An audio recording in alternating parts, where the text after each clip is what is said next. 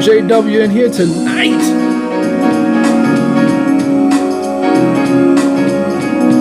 All right, I think we are about ready. Let's do this, y'all. Let's do this.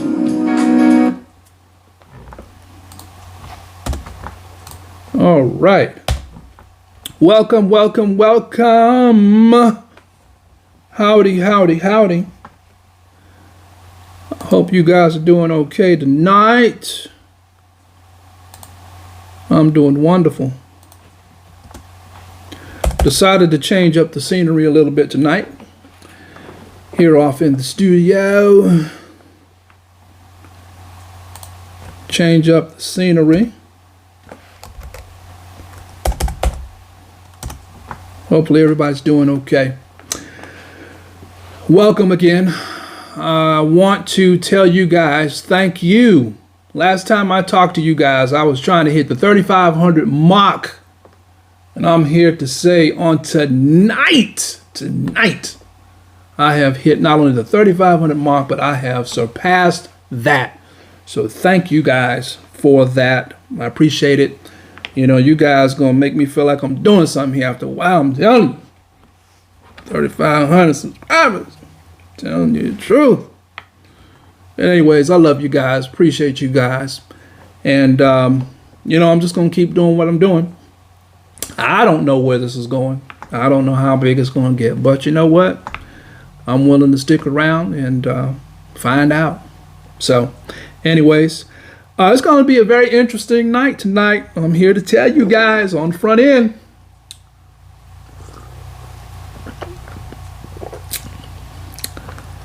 Going to be interesting tonight. Yes, it sure is. The last video I uploaded, I'm just really amazed at some of the things that I put up, and I don't think that it'll do much, and then the very least of the things that I put up ends up being some of the biggest content that gets responded to. And as such, that last video I did was one of those videos. And for those that hadn't seen it, it was a video that I did. It was kind of like a parody. And I kind of, really was just, putting some thoughts up in captions on a video that I saw on YouTube about a pastor just simply clowning with his members. I'm always amazed at pastors and how they speak in the name of love. Excuse me. And they say they do things in the name of love. And yet, just looking at it for what it is, it's just abuse. But, when you've been programmed, that's what often those that are victims of abuse will often stand in the way of someone that is trying to help them, and they'll say, no, the individual loves me. They do that because they love me. He hit me in the head with a brick because he loves me. And they'll go and fight hand, tooth, and nail. Can have a busted up nose, head knocked halfway off the shoulders, eye hanging out one socket, but he loved me. You can keep that love. Well, that's a little bit of an extreme, but you know what? Abuse is abuse. Whether it's mental, whether it's spiritual, physical, it's all the same. It's all the same. We're going to talk about some of that tonight. We sure are.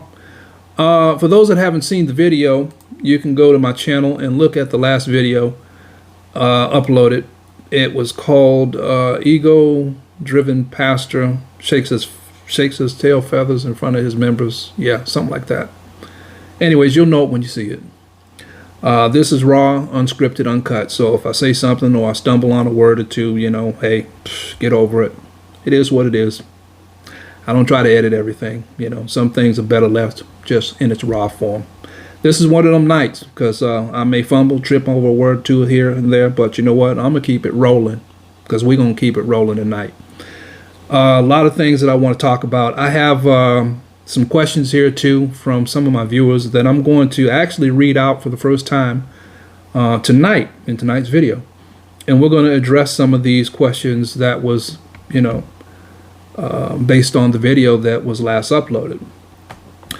To start, let's kind of break down a few things. You know, pastoring nowadays is really it's defined in each individual's mind. It's something that you have to be delegated into. However, there are a lot of individuals that are pastoring, have no business doing it, and should have never been doing it, and have made a complete mess of the job that they have started. Notice that I said that they have started. And it doesn't mean that you can, it does not mean that because you're given the position that you can't make a mess of that too. Obviously, you know, we look at people like Solomon. We look at people like Saul. You know, these individuals were also chosen, Saul in particular, but he made a big mess, you know, because he was one who was truly not really equipped to do the job, but God saw something in him, and he could have, you know, yielded himself and performed, you know, with the direction of God. But he was a man that was full of hatred and jealousy and envy, and so he tried to kill what would be later on King David. And well, for those that know the story, you know the story. If you don't know the story, go look up Saul and King David. Anyways, let me put a disclaimer here because I think I need to do this. Not all pastors, let me say this right now. Not all pastors are bad pastors, okay? There are some that are out there, they're doing what they have been called to do, and they're not making a mess of it, okay? So I don't want tonight's discussion to be totally geared towards, you know, hammering people that are in the position of pastoring, because not everybody fits the bill, okay? But we're going to talk about some things tonight that's from the flip side of pastoring, from the member's perspective. And we're going to explore a few things and just kind of look at some of the stuff that you saw in that little parody that I did. I'm going to address that too, and just kind of, you know, put some questions out there, you know, and just kind of let you chew on some of that. So I wanted to put that on the front end that, you know, to you great pastors that are doing the work of the Lord, you know, kudos, hats off to you. But we're not talking to you tonight. We're talking to the other individuals that are in the position, they have used it and utilized it to capitalize off of the people's emotions, off of their finances, off of their labor, off of their love, and have frankly used it to their advantage to gain. That's who I'm talking about tonight. So in the video, the last video that I uploaded, there was a pastor, and he basically was addressing his congregation. And he was talking to a couple of members and basically just, you know, openly rebuked them, just hammered these people. There was a couple that was scheduled to get married, and he just flat-foot said to the member, you know, you ain't worth 15 cents. I'm like, what? Like, wow. I mean, let alone, I don't care, you know, be that it may. You are in the position of pastor. Okay, great. Everybody know who you are. All right. But anytime that you feel that you can get up in front of a congregation and that you can talk to your members any kind of way, and because they know you and they're comfortable with you, that somehow gives you the, I guess, okay to say whatever you want to say. Just because, the people know you and have known you for X amount of years and have gotten accustomed and used to you, that you have somehow given yourself the okay to just talk anyway to members. Now, that's not part of pastoring. I know that has been accepted and it has been considered the norm in some places, in some churches, but it's not. It's not at all. At the end of the day, take pastor out of the equation. If I met you on the street and because I know you and we have some type of relationship, whether it be business or personal, I wouldn't allow you to talk to me any kind of way in the street.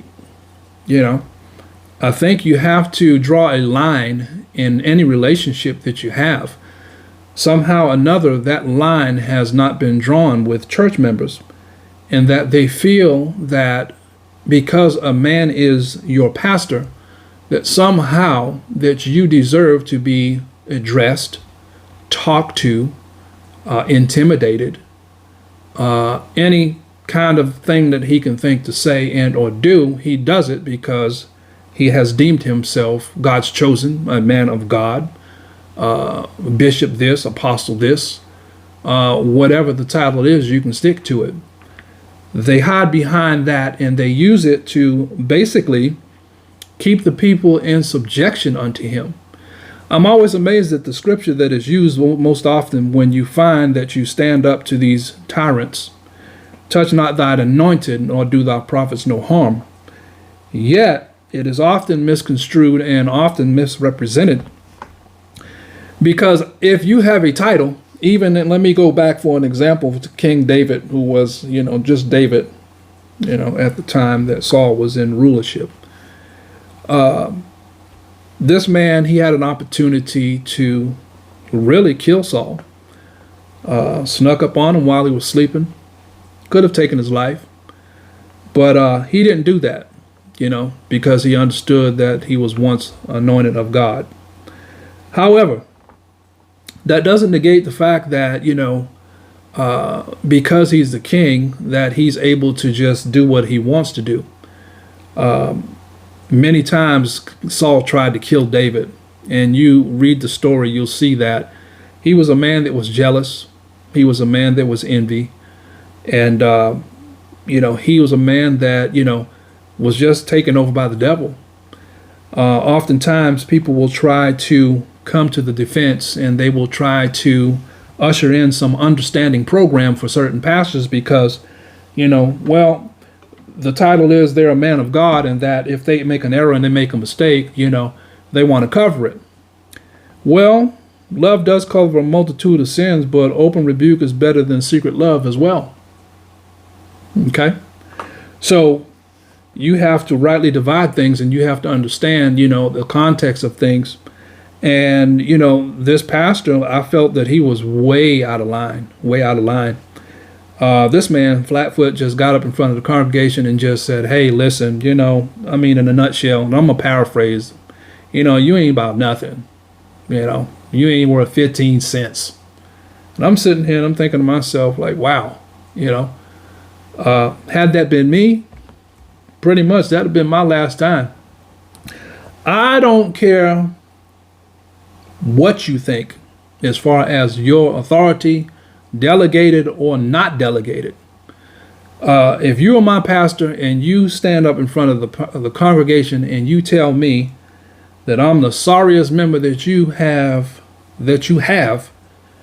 and that I ain't worth 15 cents, well, I think that would have, no, let me change that. Strike that. That would have been my last Sunday at that church.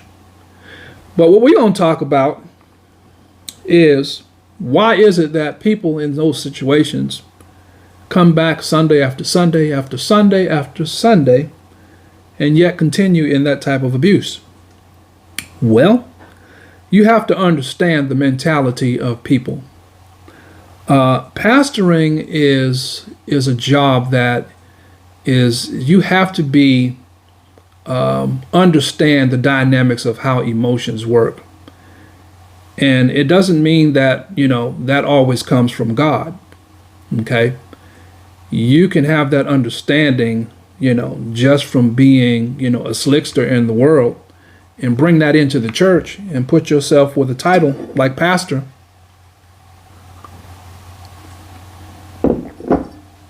And you can utilize that to your advantage. So pastoring, it has a dynamic to it that you have an understanding, a good working knowledge of the emotions of people and the mentality. It's almost like psychology, if you will. And when you are in a position like that, it's very easy to find prey, because people have in their minds and in their hearts, there are some truly, genuinely empathetic people that are really searching and seeking after God. And if you are an individual who is used to manipulating and taking that and using it to your advantage, you'll come into the church, label yourself as a pastor, and you'll be pastoring folks. And how are you able to get away with this? Well, first of all, you have to have, let me give you the recipe. You have to have weak-minded people. What do you mean, John? Well, people who basically, and pardon me, I'm not saying that, all people are this, but I'm just giving an example. Sometimes you take an individual and he sees that he's dealing with a bunch of simple people, okay? They're not very educated, not very intelligent, but he's intelligent enough to know that, what? I'm intelligent enough to know that, I can basically take this group of people and kind of, contour them and basically bring them up in a way that is going to benefit me in the long run. So you get a bunch of simple-minded individuals that pretty much, never seen nothing, never been nowhere. They hadn't been out their own backyard, figuratively speaking. So you hadn't seen anything. You hadn't been anywhere to see anything, and pretty much your whole life is spent within a 100-mile radius of where you actually reside at. So you get somebody that comes in, and they're well-versed, and they're, nicely dressed and well-spoken, and they utilize the name of the Lord to simply manipulate people and groom them to become what he wants them to become.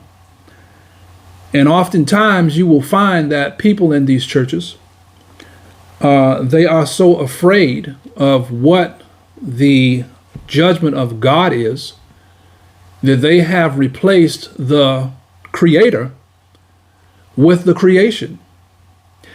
Well, what are you talking about? Well, oftentimes you will see that individuals have become more afraid of the creation than the actual Creator. And in the process, it has caused them to become so dependent on a man to the point that they have been brainwashed and they have been manipulated into believing that everything that I do in life, every decision that I make in life, every single thing that I achieve in life has to go through and has to get the approval of a man. Well, let's kind of, dig deep on that. Let's kind of explore that. What happens when this man dies? Okay. And you have the mindset that, what? Hey, I want to go, and let's just say I want to go away for the weekend, or I want to go visit a family member, or I just want to take a couple of days to myself. But I'm not able to do that because, I need the permission of my pastor. Why is that? I mean, let's just really look at that. If everything in your life has to go through a natural man in order for you to get the approval by God, then what do you do with scriptures that, for instance, say that there's only one mediator between God and man, and that's Jesus Christ? And I'm paraphrasing again. I told y'all on the front end. What do you do with scriptures like that? Better yet, what you going to do when the man that you go to and everything that you need to get approved goes through this man and he leaves this earth? What you going to do then? Oh, that's right. You're going to go to God then. Then you want to plug God in because you don't have a man of God. Well, the statement in itself is kind of an oxymoron, don't you think? Man of God, man of God, man. The last two words, of God. If that's what he is and who he is, then he came from who? God. So if he is the man of God, then God is the before man. Why do we feel that in these churches that somehow the man has replaced God and we treat him as such? And we have more fear about the creation than the creator. This has been the norm. But again, how is this able to be accomplished? This goes right back to what I said. Simple-minded people. When you're not intelligent, ladies and gentlemen, anybody can come into your church, to your home, to wherever you reside, your city, and they can tell you anything because you hadn't seen nothing. And because you don't have a true walking relationship with God, you're not going to get the answers that you need no way. What you mean, John? Well, most people live their lives going to church.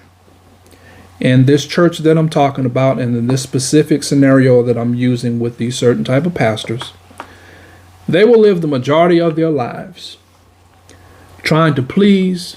They will live their lives trying to appease a man, hoping that God is going to give them some great reward. And it never happens. You spend 20, 30, 40, 50 years in church. You don't have nothing to show for it. You got to question that. You might want to look at how it is that you actually addressing the issues. If everything in your life is centered around a man and you are doing everything in your life to try to please that man versus trying to please God, then when it comes time for the blessing and the passing out of blessings, you wondering why it is that God has kind of passed you by. Well, you pretty much have replaced God with a man of God. And so as such, God ain't going to reward you for that. He's a jealous God. I wouldn't either, quite frankly. I looked at this video of this pastor and how he was just cutting up sideways, getting up and talking about if it wasn't for me and if I didn't do X, Y, Z, and if you couldn't see,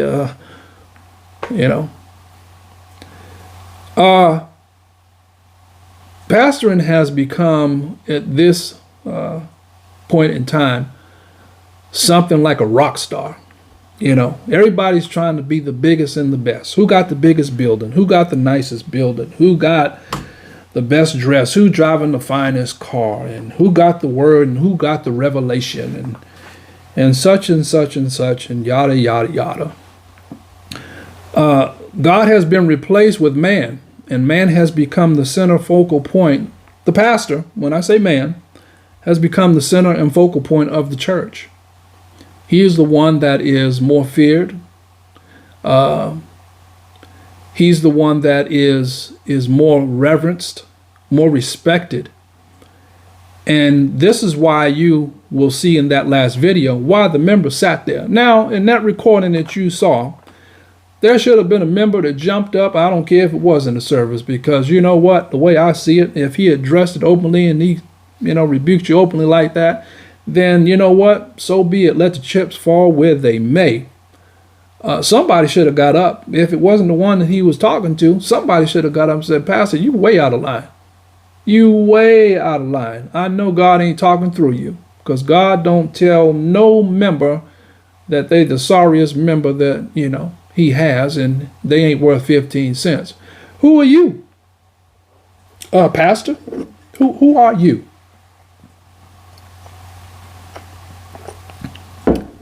That you would tell a member that they're not worth 15 cents.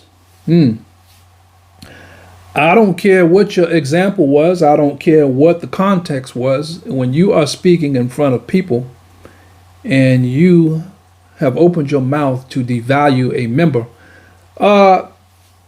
everybody has a soul. And God is ultimately the judge of where that soul will end up. And so I don't care if it was a 1 cent soul, if there's such a thing, I don't know. But we're going to go for the sake of the example. Since you use 15 cents, I'm going to drop it down to 1 cent. I'll tell you what, half a penny. All right. That's God's soul. Okay. And so when did, 15 cent soul, 1 cent soul, not become important to God? God is married to the backslider. That's the way I understand it. And even in his grace and in his mercy, we don't understand that. We have all done things and we've all fallen short, and we all have sinned at some point in our lives. But when you have, as a pastor, deemed yourself to get up and sit up and call somebody out openly like that, you have problems. You have some problems. And the members sat there and nobody had nothing to say. Chances are, they were either afraid or too ashamed or just either shocked. Either way, somebody should have had something to say and got up and said, hey, look, Pastor, you out of line. Granted, I don't come to church. Maybe I'm not the most faithful member. Maybe I don't pay all the offerings. Maybe I'm not a tither, or whatever the issue is. It doesn't give you the right to openly get up and put somebody to shame. However, I blame some of the members. I blame you members. I do. Because some of y'all know in your spirit what the man is doing, your pastor, and it's not right, but you won't say nothing. You won't say anything. You'll sit there and, we try to put it off on God then. That's when we want to say, well, touch not thine anointing, do thy prophets no harm. God will deal with it. Yeah, he's going to deal with you too. Because you're supposed to cry from the rooftops. You're supposed to let your voice be heard. You're supposed to be heard. If you won't take a stand, then who will? Who you waiting for? What you waiting for? You've gotten so used to being abused, and you've been abused for so long, it has become third nature to you. You feel like that's the norm. You can't even differentiate and tell when somebody's talking to you and talking to you in a way that is not Christ-like and it's abusive. But we don't think and associate abuse in the church because, that's something that happens in the world. That's something that we see on TV when a man comes and knocks somebody over the head with a skateboard or hits somebody over the head with a brick. That's abuse. We don't have that in the church. No, you don't. Perhaps you don't. But verbal abuse, psychological abuse, spiritual abuse, running rampant. You know it. It's there in your church. But you're not going to say nothing because you're too afraid. Now, my question to you is, how is it that you're going to stand up in the last day and stand before the Lord and basically explain yourself as to why you kept your mouth shut on issues and things that you knew about your pastor, but you refused to open your mouth and say anything? Why? Because you were scared? Because you feared the man more than you feared the Creator? Or maybe perhaps those secrets and those things that you was afraid to open up your mouth up against your pastor has something to do with you and you were connected to some of those pastor's deeds. My goodness. Maybe perhaps some of them secrets and some of them things that you don't want to get up and say nothing about when he's addressing somebody else that you see that is dead wrong and how he addressing things. You don't want to say nothing about that because perhaps you are engaged or have engaged with some things that involves your pastor yourself. Maybe that's why. I told you we're going to get deep tonight. Maybe that's why you ain't saying nothing. Yeah. You are either a part of the system or you either against the system. You can't be both. Okay? Don't tell me on Sunday morning that you love the Lord and you won't take it back, but then you know that your pastor is not doing all that he needs to be doing in edifying the office that he say God has put him in, when you get through praising your God, you get through shouting, when you get through running around the church and doing the somersaults and flips and falling out and all of those such things, and by all means, I'm not making mockery of it. I'm just giving you and painting a picture for you to basically go with me. When you get through with all of that and you get up off the floor and wipe your face and dry your eyes up and straighten out your clothes, you ain't no more closer than God than you was before you started. Well, why do you say that? I'll tell you why I say it. Because you are shouting in iniquity. Well, I didn't sin today. No, perhaps you didn't. But you have a running knowledge and you have a knowing knowledge of your pastor. Yeah, you do, don't you? You know he ain't right. You sit right there in front of the church and listen to this man talk crazy to members, talk about members. Nobody say nothing. Nobody say a word.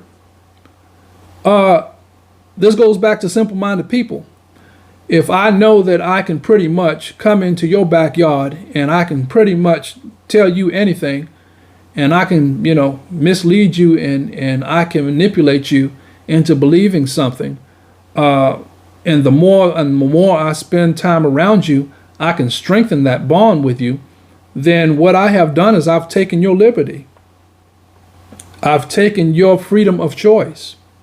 I have now made my decisions your decisions. I've made my thoughts your thoughts. I've made my ways your ways. You see how that works?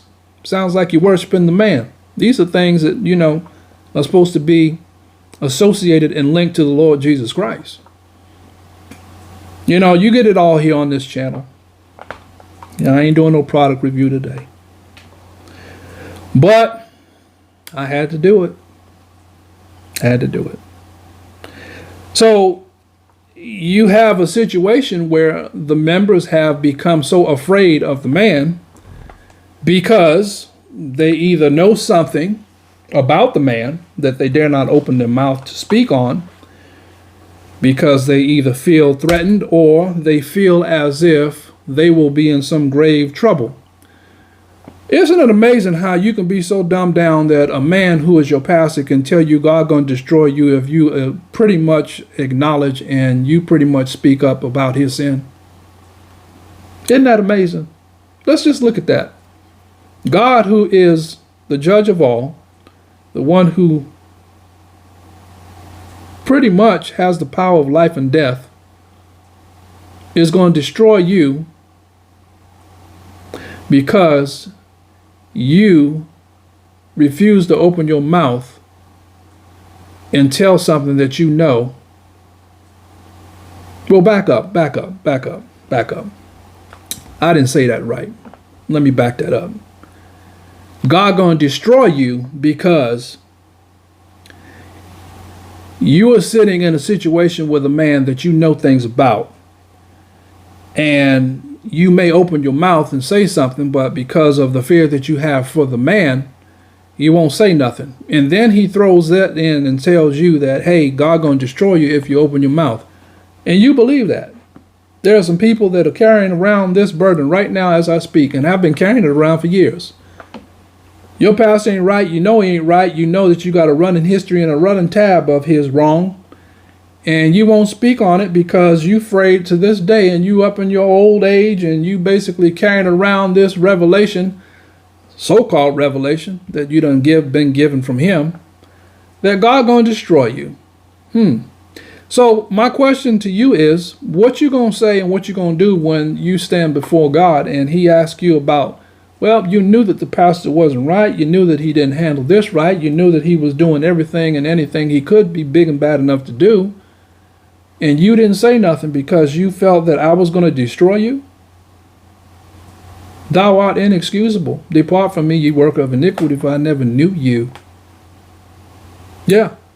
You wouldn't take a stand for him down here, but then you want to stand before him up there, and you want to, I guess, gain eternal life, but you couldn't stand down here and stand up to a tyrant because you didn't want to touch thine God's anointed, do thy prophets no harm. So you wouldn't open your mouth because you felt like that was a more safe spot, and that was a more of a safe place for you to be, is in the cleft of a, of a cave, or, of a hilltop, and stay covered from God's wrath and his judgment for you speaking up on wrong. You know your mind backwards. You know you backwards. You'll sit under a man, your pastor. You'll watch him do stuff like what you saw in that video. You won't say a word. You know the man cutting up, he around here doing everything he big and bad enough to do. And you'll sit up and watch this man rebuke members openly and in private and get up and talk about it as if it's something to be boisterous about. And y'all know that this man's life is in a bunch of shambles himself. Then you won't say nothing. You won't say a word. Some of y'all know the man been doing stuff for years and years and has not even repented, has went on ahead, and basically some of y'all have participated in this man's sins. But you won't say nothing. Why is that? Are you that scared? What? Do you not believe that the God that you say that you serve and the God that you shouting about, the one that you rolling on the floor about, and the one that you basically singing about, that he won't protect you? Are you more afraid of the man than the actual one that created the man? Apparently so, because some of y'all sit in these churches Sunday after Sunday, and you'll see stuff like what you saw on that video, and you'll say nothing about it. You think it's okay. Well, let's look at that. How do you plan on making it to heaven? How do you plan on making it to see your Creator when the creation was so important to you that you obviously felt that the creation was more important, that it kept you at a place of, I'm not going to say anything. I'm just going to come to church. I'm going to pay my money to support the lifestyle and the lavishness of my pastor. And, I'm going to stay humble, and I'm just going to do everything I'm told to do. And God's going to be pleased with me. God ain't pleased with that. He's not. I don't care what scripture you test, and I don't care what scripture you take and try to twist it and make it fit a narrative as a pastor to keep members in subjection. Some of y'all pastors, you ain't about nothing. That's right, I said it. Some of y'all ain't about nothing. And again, this goes back to the earlier statement. In the earlier part of my video, I had a disclaimer. I'm not talking to the good ones. Tonight, I'm talking about the ones that are no good. You know you ain't no good. You know you ain't about nothing. You know that you're so sick and twisted and demented that your head is gone, has been gone a long time ago. Your head went left years and years ago when it should have went right. But you failed God. And so in the process, God just turned you over. And you've been trying to make this thing work because you went into covenant. Some of y'all went into covenant with Satan, and you're experiencing your heaven now. This is as good as it's going to get. All those things and trickery and things you've been doing over the years, you don't think nobody know about it. In the secrets and in the darkness and in the manipulative things that you've done to try to keep it under wraps, God done exposed it. Yeah. He know about your secret adultery. Yep. He knows about your incest.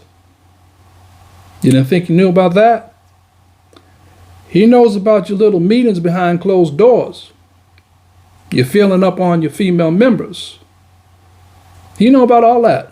You didn't think he saw that? He knows about you filling up your cousins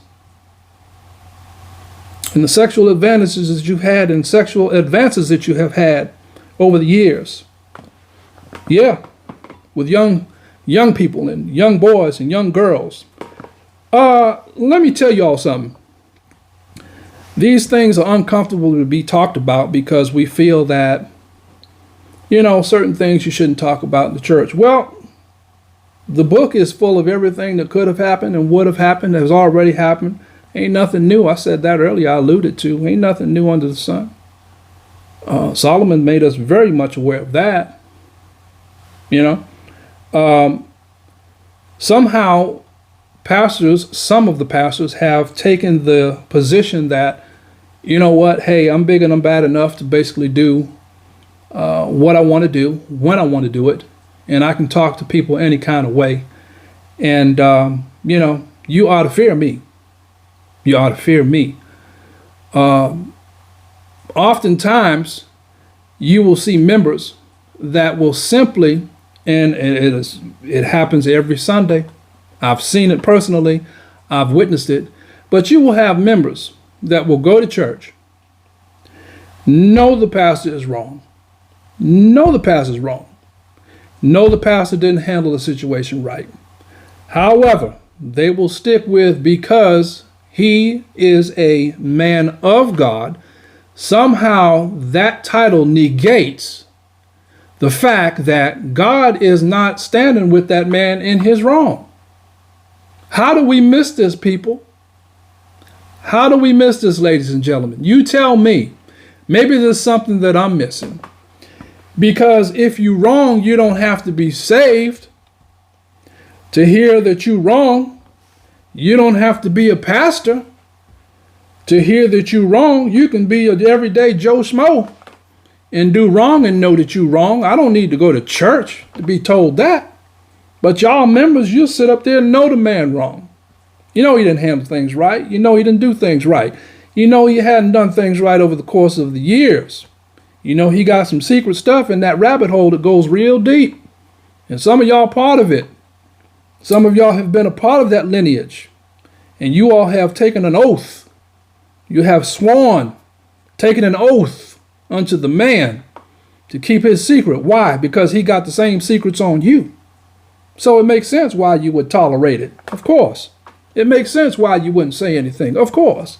It makes sense why you wouldn't open your mouth and speak up against the injustice and the unfair treatment of other members who are innocent and coming in there and just trying to build a life, build a family. Makes sense why you wouldn't stand up to him. Because he know your secrets too. Because you have engaged with him yourself. Ooh, it's getting deep, I know. You might want to go on ahead and do the usher move.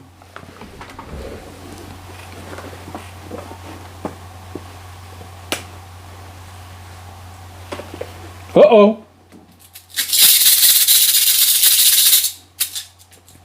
That's right. It is what it is. But I hold you members accountable. I told you we're going to talk about it from the members' perspective tonight. It ain't all on the pastor. Even the ones that ain't no good and ain't about nothing. It ain't all on them. I can't put the blame on him. All of it, no. Because you all have come into covenant with him. Some of the pastors out there, you know, some of y'all members. Y'all have went into covenant with the pastor. The pastor took a covenant with Satan, and he asked and basically received of Satan these sick, twisted, demented gifts. And he has utilized them, and he has gotten his full, and he has eaten his full over the years. His fill, excuse me. And what have y'all gotten out of the deal? Y'all have watched this man prosper. You've watched him have things, and you spent your whole life in church still waiting on the blessedness of God. And still hadn't received it yet. What's going on? You mean to tell me you live in all you know, and God is basically in your life, and you're keeping all his commandments, and he is pleased with your life, and there is nothing, a spot or blemish that you can point to, and yet you still struggling trying to pay a light bill?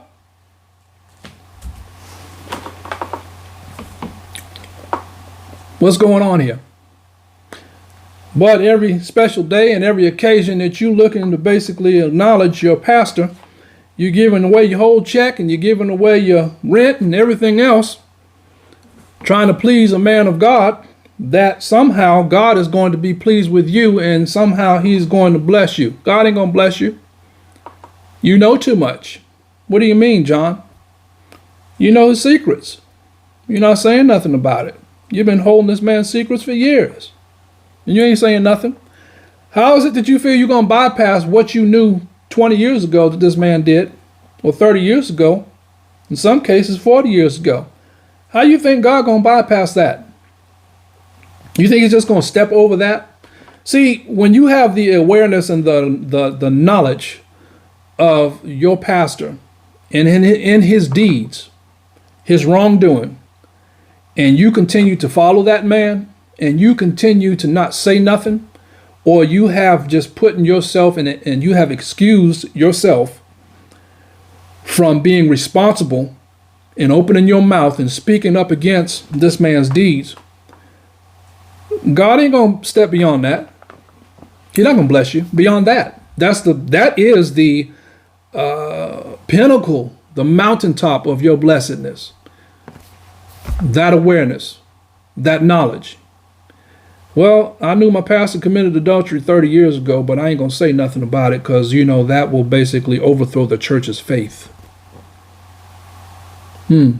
Well, I know that my pastor was involved in ancestral, or if there's such a word, an incest relationship with his family members, but I'm not going to say nothing because that would overthrow the church and the faith of the church.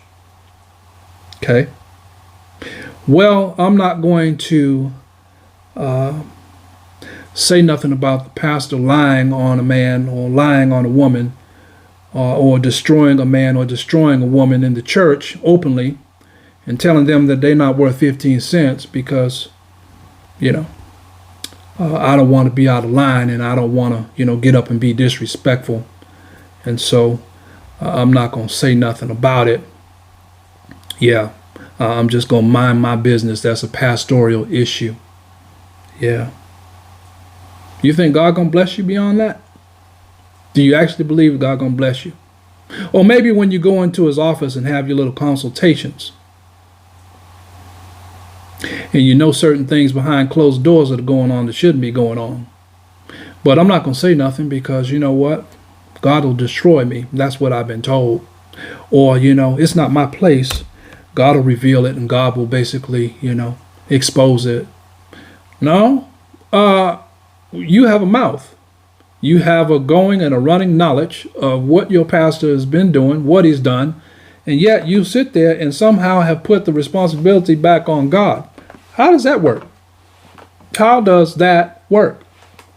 I mean, God ain't going to come down here and tell you, hey, you need to speak up on this wrong.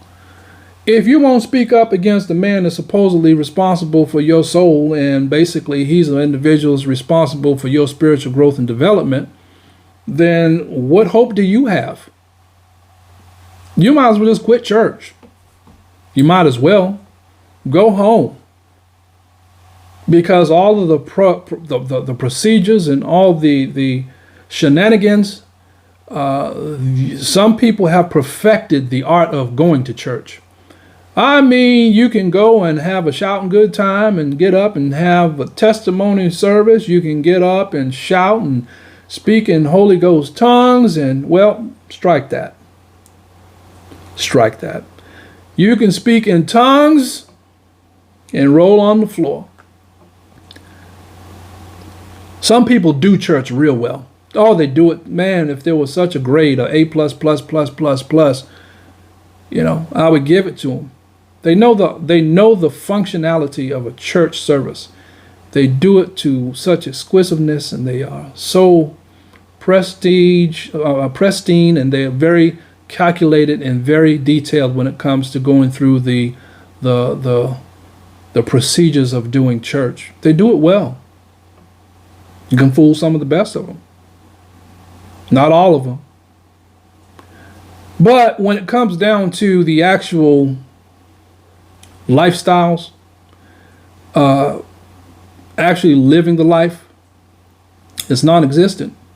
There are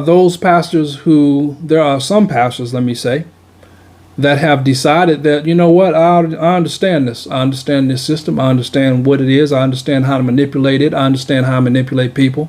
I understand what it takes to basically get a person on the level that I want them to be on. So they study this stuff. This is their life's work. And this is why you see these individuals that are in this kind of cultic environment do some of the crazy stuff that you see, like Jim Jones stuff.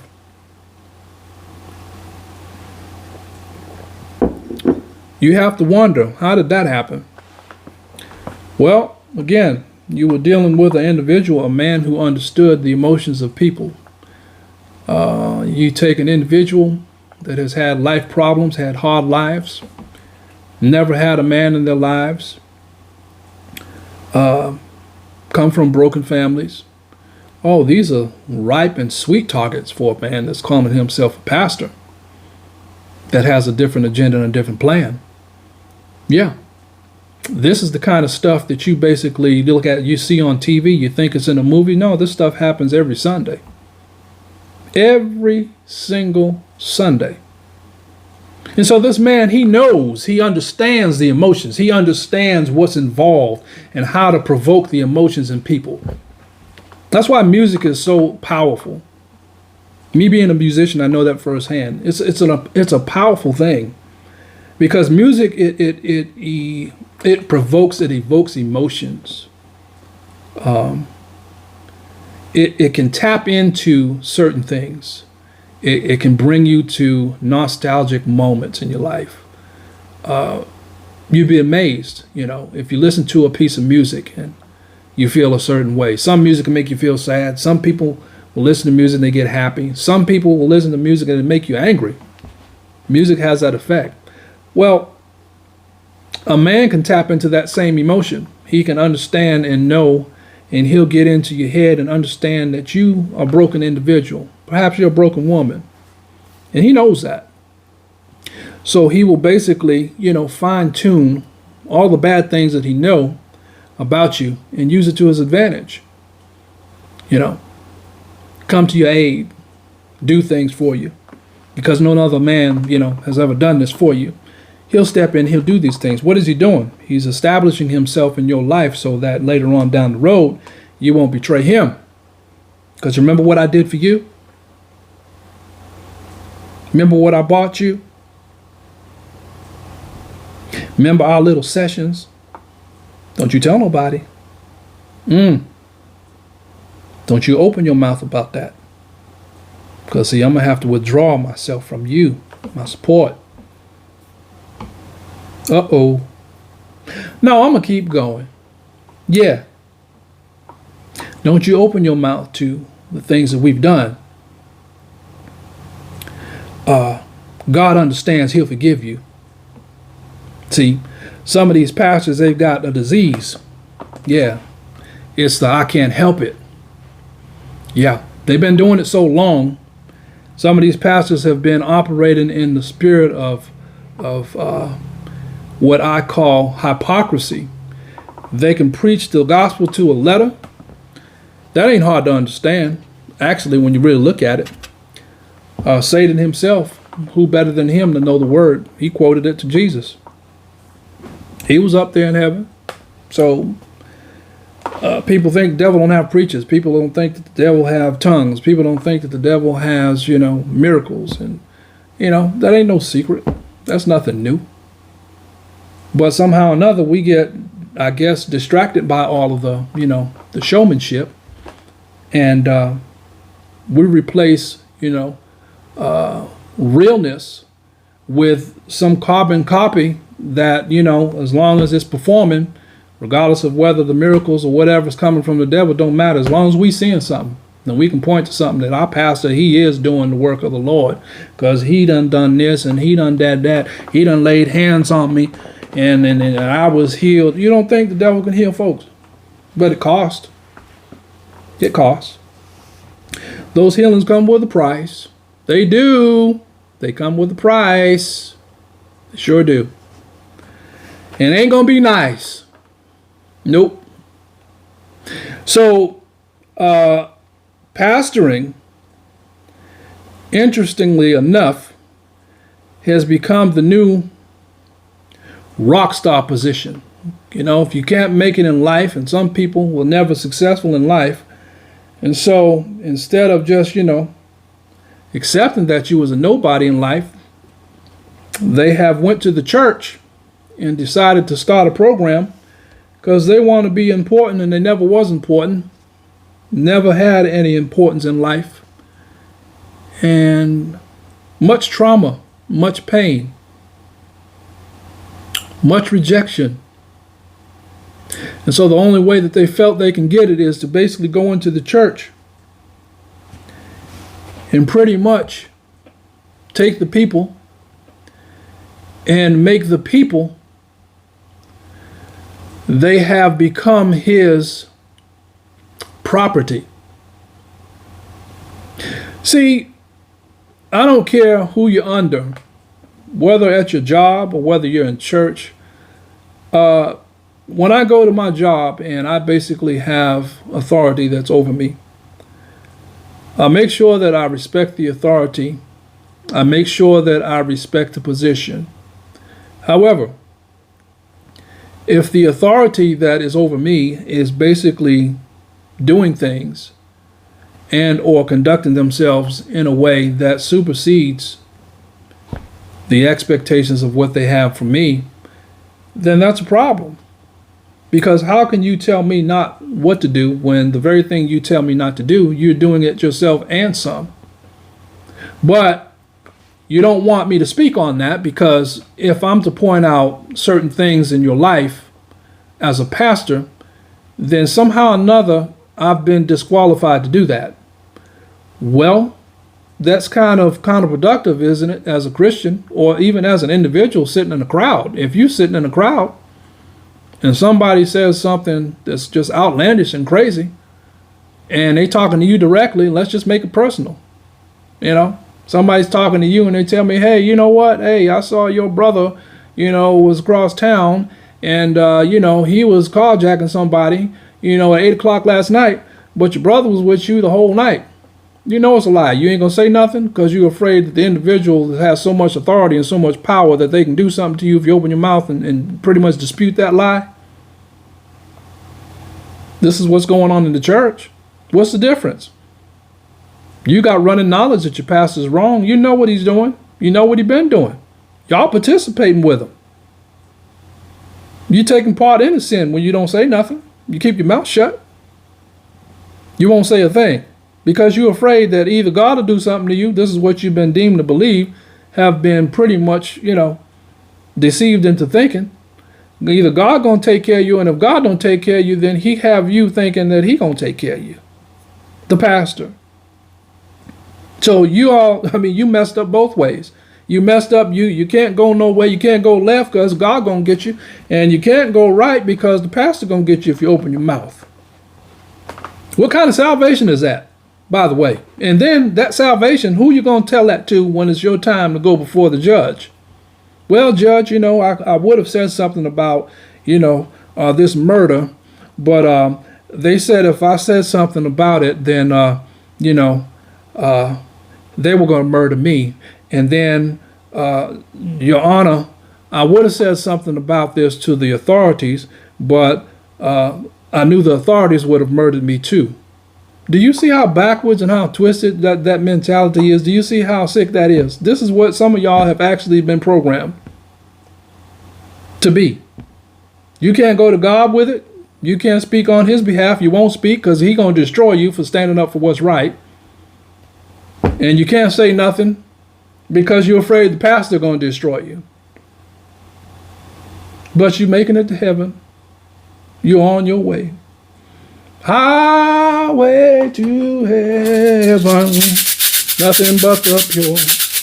Nothing but the pure. You're heading on that highway, aren't you? You're going there, ain't you? I know. You going there and you're going to stand before the judge and he's going to basically ask you, why didn't you tell off on your pastor? You know he was messing with you in the church, but you didn't say nothing.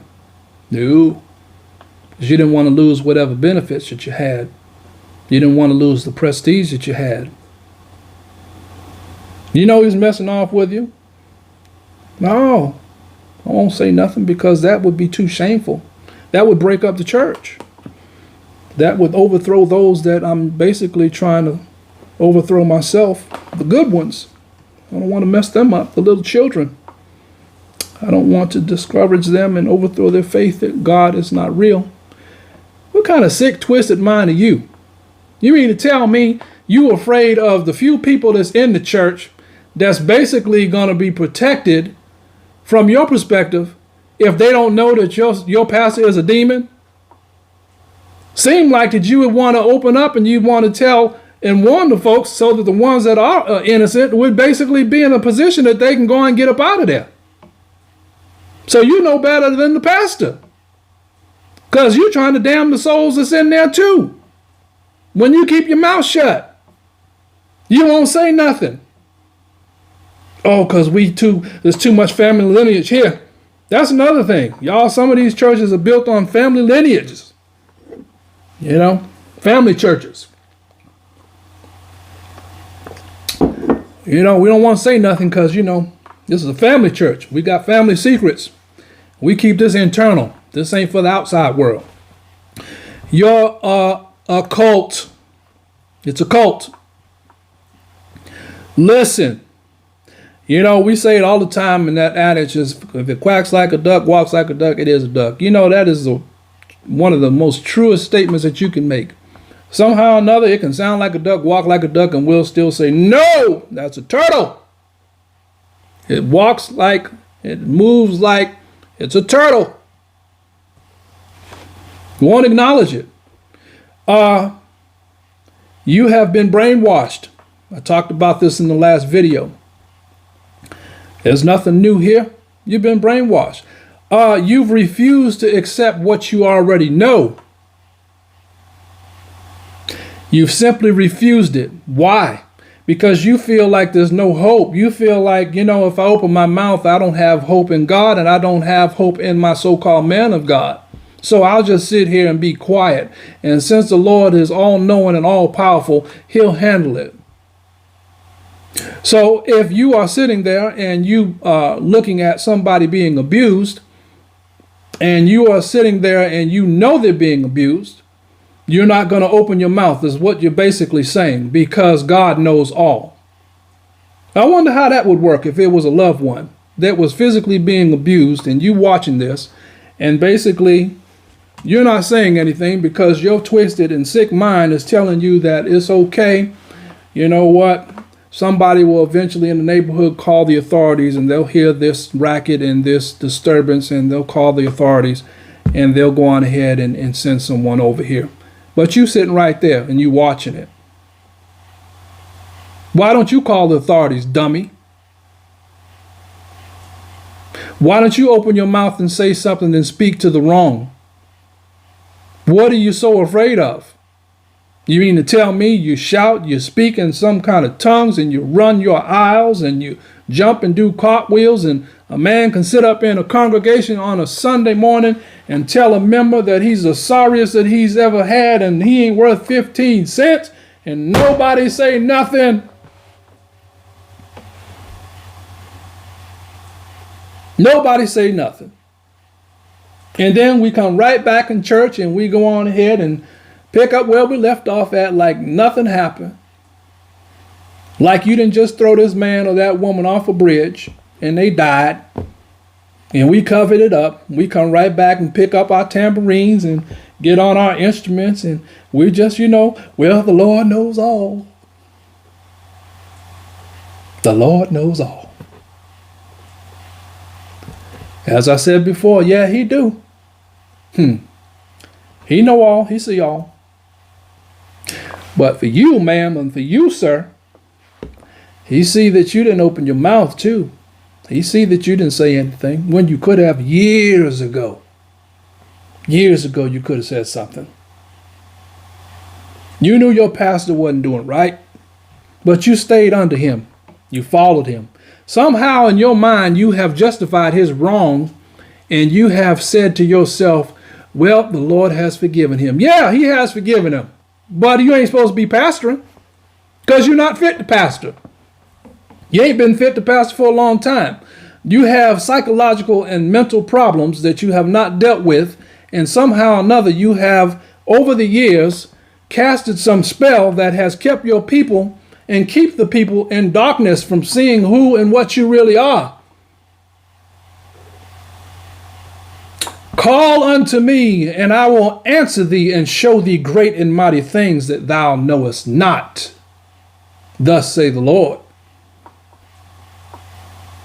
Oh, he'll reveal you. He'll show up. And he'll show you some things. See, pastoring is a serious business. If you are not in a position that you are going to live a life and you are going to do the things that God requires of you, I wouldn't touch it. If I know I ain't living what I need to live, I'm not touching that. For money's sake, for prestige, notoriety, fame, you can have all that. Listen, if I was going to start a hustle, and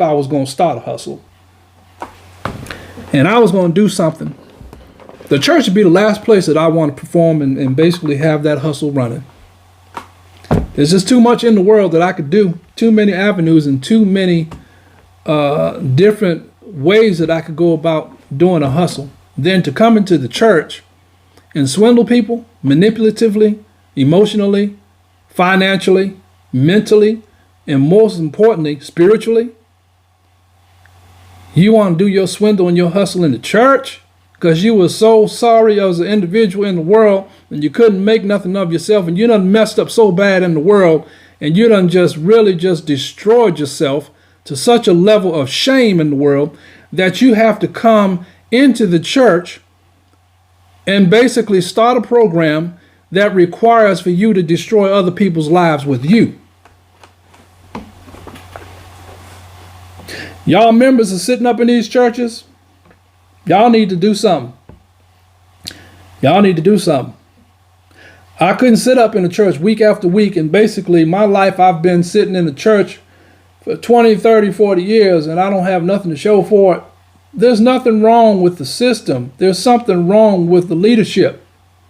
God is not going to honor a building and or church or a pastor when some of you all have refused and have covenanted with him to keep his secrets.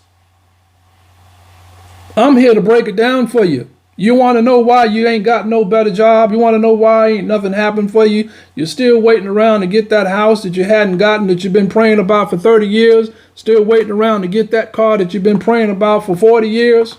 Still waiting around to get that husband that you've been praying about all your life. That wife, that husband. And you never seen any growth and development in the church? Do you think it's because don't nobody want the gospel? Come on now.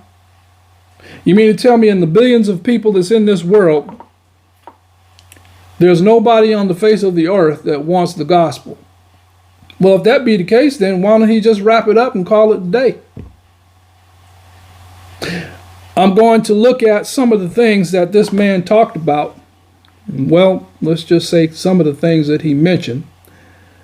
He made a statement in the video about you can't get this nowhere else. You know, it's always the amazing common denominator amongst pastors that have an ego trip and full of pride that they will say things and they will basically put in their members' ears these same statements. I hear it all the time. It's a common denominator between pastors who have ego and who are full of pride. They say things like, well, you can't go anywhere else and get this. Listen to what you're saying. You're saying that God cannot go anywhere else other than the church or the building that you are in because you are so special to God and he has such a program that's fine-tuned and is pretty much streamlined to just you that nobody else in the world can get it. Let's examine that. Back in the day, Jesus didn't have airplanes, didn't have TV, didn't have cell phones, certainly didn't have automobiles to travel in. He had two things called feet. Yep, he walked, rode a donkey, and they traveled everywhere pretty much on that side of the world, and the gospel got out. Now, you mean to tell me as big as God is, as great as he is, he's not pretty much speaking to nobody else but just your pastor? You mean to tell me all the people that need to be saved in the world and all the people that need salvation, he's not talking to nobody but your pastor? God and him so tight that, you know what, he getting revelations about things that the son who's sitting right at him on the right side in heaven don't even have access to. But your pastor's getting this access to this information? Y'all don't see the trend here? Y'all don't see the trend here. Come on. I'll tell y'all in most of my videos, use common sense. I just did a 3-part series on effective communication. Use common sense. Some things you just don't need confirmation on. You don't need verification. You just have common sense. God gave you that. He gave you that. That came free with the package. As they say, that came with the automobile. That's just a throw-in. He gave you that. Granted, everybody don't use it. Everybody don't have it to the, full extent that others do. But he gave you that ability to just assess things. We won't do it. Nope. This man said, you can't get this nowhere else. Okay. Well, that sounds like a call to me, because nobody has the reins on the gospel in Revelations. God is not in the business of hiding things from people. If that be the case, then why would he have sent his son here to do the redemptive work that he did? If he didn't want you to see nothing, then why did he have the whole world see that? But he's going to hide everything else from you. And he's only going to manifest it through one man. Because this one man, your pastor, says that he's the only one that's basically talking to the Lord. Well, again, people, I don't blame him. I blame you all. Yeah. You have to take accountability. I'm going to bring up, I had some viewers that had some questions, and I'm going to bring up some of those questions and see and attempt to try to answer some of it. All right. Let's see.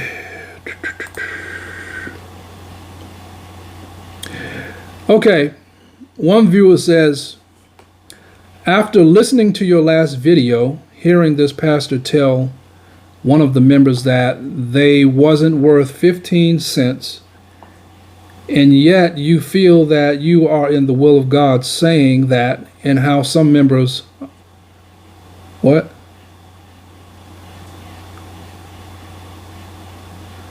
Let me start that over. After listening to your last video and hearing the pastor telling one of the members that they wasn't worth 15 cents. Okay, and yet you feel that you are in the will of God saying that.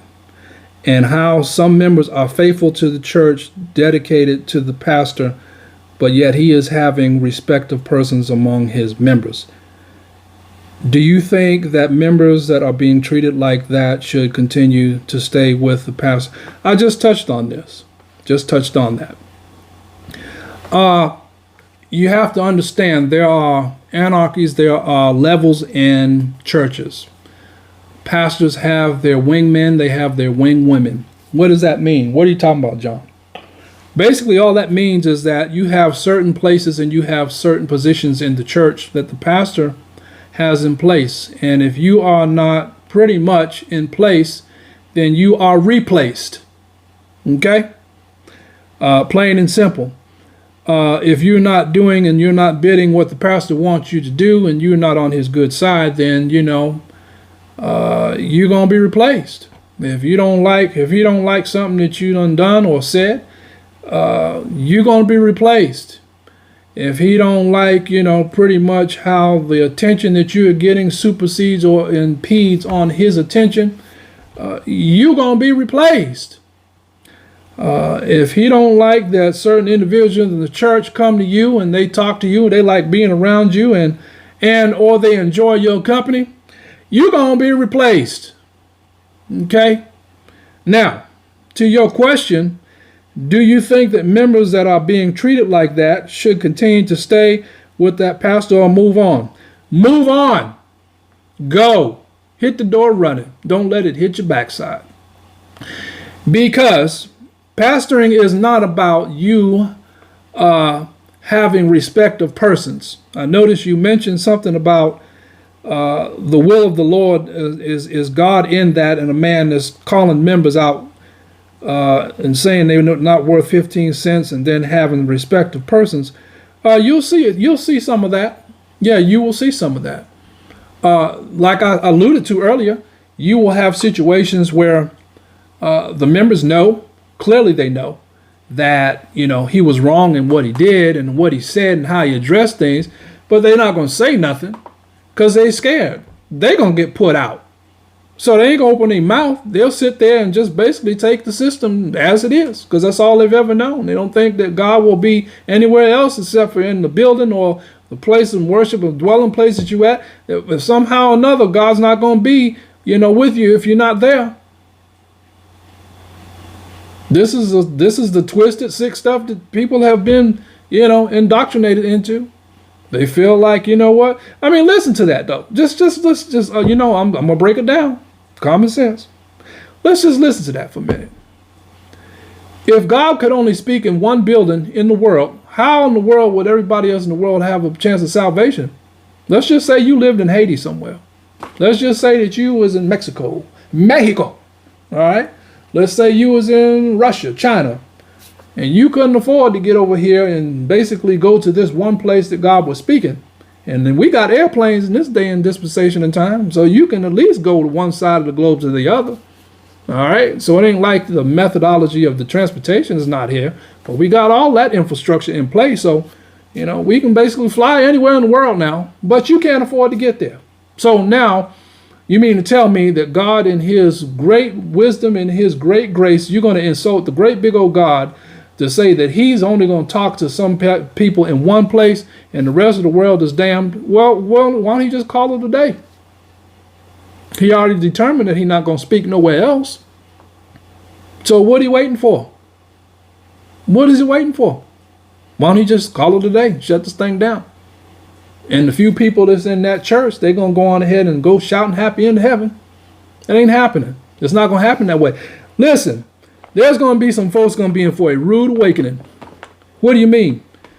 It's going to be a rude awakening, meaning it's going to be a rude reality when you open your eyes for the second time. In the reality on the spiritual side of things, that you see things for what they are. The things that you should have saw when you had them on the natural side, you're going to see on the spiritual side. And it's going to be too late then. Because you had to run in knowledge. You wouldn't open your mouth. You wouldn't say nothing while you had your eyes open on the natural side. So somehow or another you thought, well, you know what? That's God's business and he's the one that's the judge and jury. Why do we always go to that when it comes down to judging certain individuals? You're not judging anybody because you see something that they've done and you basically are calling it out and calling it for what it is.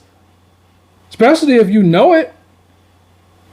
Somehow or another, if certain people we can go on here and rebuke all day, we can sit and talk about somebody else's wrong all day. We can jump on the bandwagon and talk about certain people's mess and certain people's stank.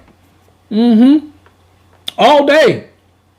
But then if it's an individual who is in a prestigious position, who's a pastor, we don't want to speak on that because somehow or another we've associated and have equated that to equaling God's judgment. What's the difference? Wrong is wrong, isn't it? Right is right, isn't it? You're wrong. You're a partaker in the man's sins just as well as he is. You might as well be doing the same thing he doing because you know what you know, but you ain't going to say nothing. Why are you going to church? Why are you even in a church where the pastor you know is a nobody? But we want so much, and so goes back to the weak-minded, simple-minded folks we talked about at the beginning. You want so badly to somebody to lead you, and you have to have so bad for somebody to lead you, and you need so bad to feel a part of something or to have what's called organizational religion that you cannot survive by yourself or out of an environment where you don't feel like you are part of a building. So, you will continue to receive this abuse willingly. You will continually to hand over your money to an abusive system willingly. You will continue to take part by how you mean take part. By keeping your mouth shut about things that you know have went on, have gone on that wasn't right, and little dark twisted secrets in the family, but you won't say nothing. Why? Because you'll be put out. I wonder how big of a difference that's going to be when you're put out of heaven. Will you feel like it's worth it then too? No, because you was part of a building. You was in that building, but then you want to be put into the heavenly building when you close your eyes. Ain't going to happen. Some of y'all church members need to speak up and take these pastors and put them into accountability. Sure do. Yes, I do think that you should move on. I do. Move on. Get out. Run. Okay? You have certain minions in the church that are specifically tailored to the pastor. And if he has a wife, sometimes it's to them. You cater to them and you're basically little minions. That's what I'm going to label you. You're little minions. You run around, you run your life rampant, and you run yourself to a nothing in the ground, trying to please a person or a couple, and all for what? If you look the wrong way, then hey, I got to replace you because you wasn't looking the right way. You didn't look at me the right way. You didn't call me on my birthday. God gonna get you. You didn't tell me Happy Valentine's Day. God gonna get you. You didn't show up for the annual church picnic. God sure enough gonna get you. Man, y'all people need to wake up. Y'all need to wake up. Y'all sitting in situations that are basically don't have nothing to do with God, but for some reason, I guess you feel like you need to be part of it so bad that you have actually convinced yourself that without it, that you will die. Boy, what kind of hoodoo is that? Who do that to you? That you would sit up in injustice. You would sit up in unfairness. And then mentioning what you mentioned here in this question about respect of persons. Yeah, you're going to see that too. It's clear. People, y'all see it. They see it. They won't say nothing. Certain sisters can basically be on the pastor's good side. And then the other sisters, I don't have to do with that sister because, she ain't cute enough.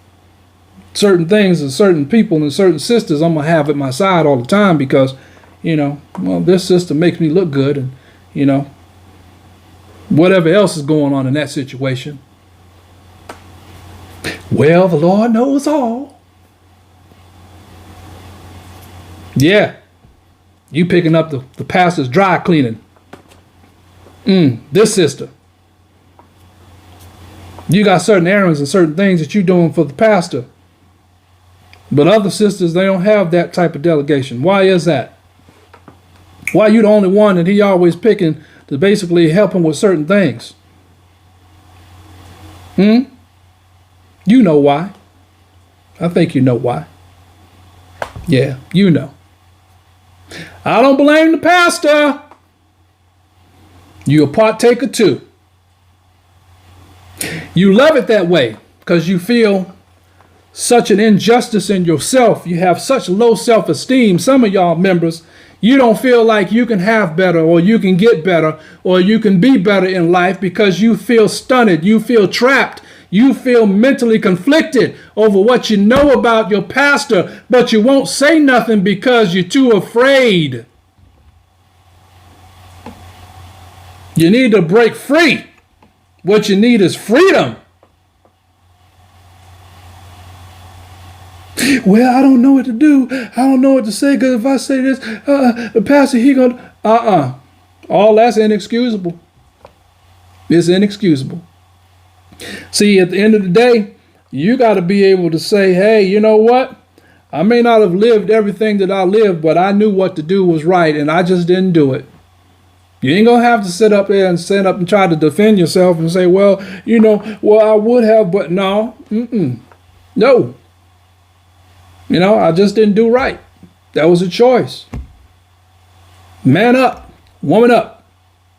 But don't sit up here and try to go, well, the Lord will take care of it.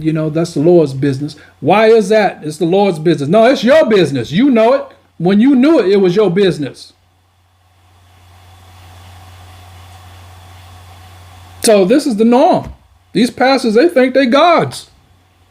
In the eyes of the people, they are.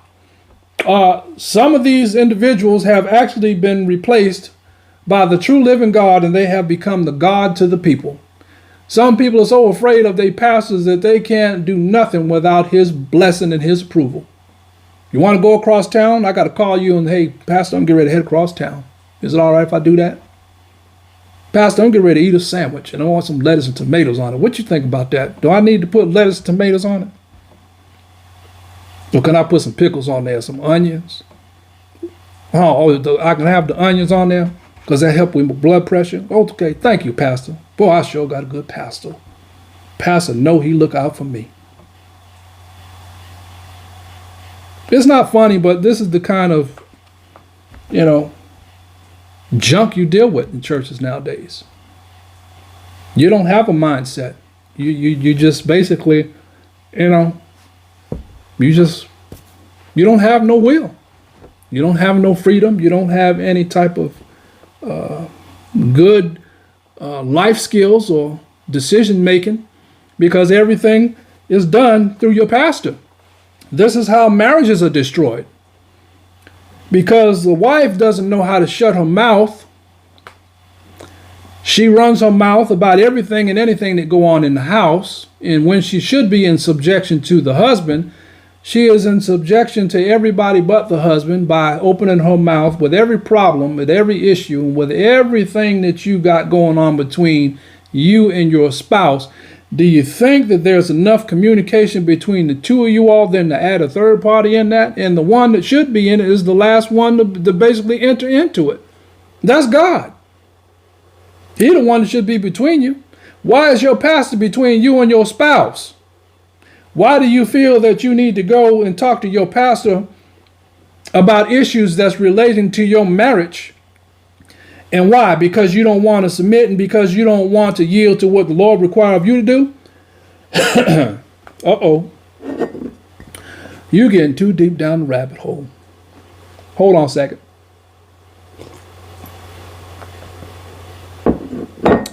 Yes.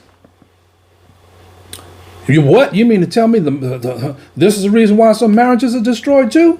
Well, of course. Marriages are amazing. They can be great things if both individuals have a mind that's made up to basically depend on God and God alone.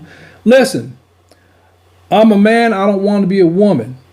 I have no desire to be a woman, never thought about being a woman, and I don't want to function in the capacity of one. I just don't. Okay? I'm totally comfortable with what God made me to be. Okay? A man. Why would you as a woman want to function outside of that and basically be a man, take on the characteristics of a man? Or I don't need a man because I got Jesus and Jesus alone and we happy. Okay. You and Jesus alone, all right. Or you and Fido in the bed, your dog, for those that don't know who Fido is. All right, you snuggle up to Fido at night. Okay. But I never wanted to function as a woman, but these pastors have somehow taken a successful marriage, and that's even a threat to him. Can't have those two close because they'll understand what the requirements are between each other, and that true and real love that come between two people that have truly surrendered to one another and to the process. That's a dangerous thing to a pastor who's not living what he needs to live, and whose only agenda is to have control and have his hand in on every facet and every aspect of his members' lives. That's a dangerous thing. So, usually one or both ends up being utilized to bring about and help bring about the destruction in these scenarios. And as such, you have battered and bruised and destroyed marriages in churches. What? You don't mean to say. Of course I do. It happens. I'm still talking about pastors. I hadn't got off topic. We talking about pastors and egotistical pastors. We talking about pastors who want to control everything Everybody, we talking about pastors who they are full of pride and have ego problems. You talking about pastors who love attention. They need it. It's like air. If they don't get it, they'll get mad and bent out of shape. Watch your pastor. If he don't get a compliment on something that he do, if he get up and he mention everything he do, watch how he act when he don't get praise. See, do he get mad or he don't bring it out and bring it to y'all's attention and make statement of it about what he did and why he didn't get the praise. And you show me that, and I'll show you a man that's full of pride. I'll show you a man that's anything but a man of God. Because at the end of the day, the book says that you don't praise yourself on nothing. You let another man praise you. So if another man's to praise you, why do you have to remind anybody of anything that you've done? I don't care what it is. I don't care how small or how minute you think it is. Why do you have to open your mouth and say anything about what you've done? You're looking for the glory. You're looking for the honor. You need it like air. If you don't get it, you'll suffocate and die. See, I understand that. I understand it in depth. See, you were such a nobody as a young individual that everybody pretty much ignored you. You wasn't important. So you basically went into pastoring because you felt like that you could get the admiration that you can get, that you didn't get when you was a young individual. And so you took the church and you used it as your, I guess you can call it your life support. It's the one place that you feel that you can get that adoration and that admiration from the people, because without it, you don't feel like you are complete. That is why these pastors feel like they need their hand in everything that you do. Because without it, they don't feel important enough to feel like they're wanted or needed. Yes. This is what you're dealing with, people. This is what you're dealing with. Let me go to this other question here.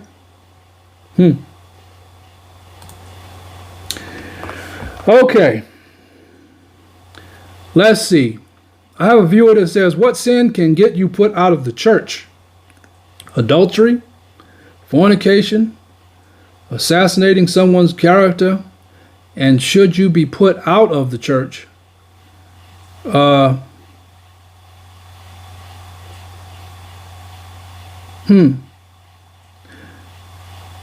Interesting question.